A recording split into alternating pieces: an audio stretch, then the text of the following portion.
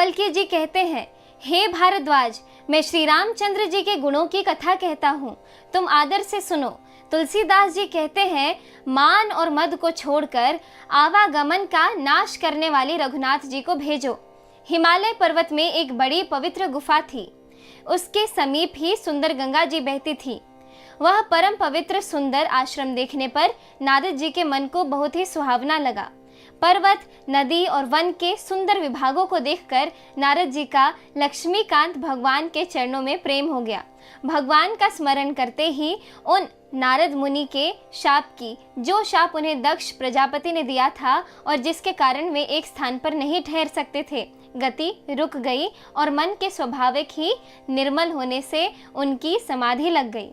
नारद मुनि की यह तपोमयी स्थिति देखकर देवराज इंद्र डर गए।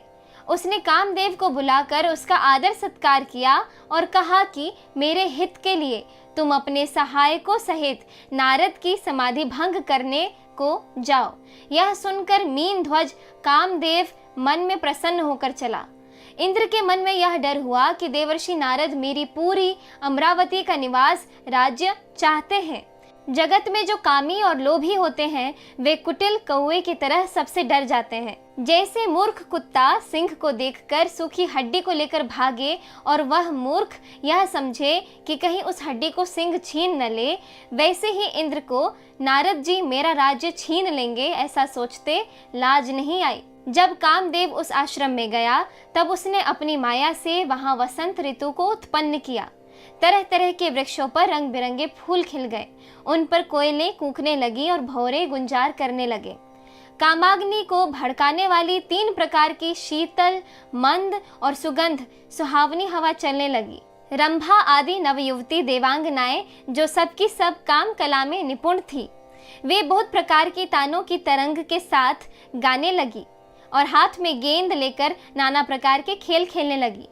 कामदेव अपने इन सहायकों को देखकर बहुत प्रसन्न हुआ और फिर उसने नाना प्रकार के माया जाल किए, परंतु कामदेव की कोई भी कला मुनि पर असर न कर सकी।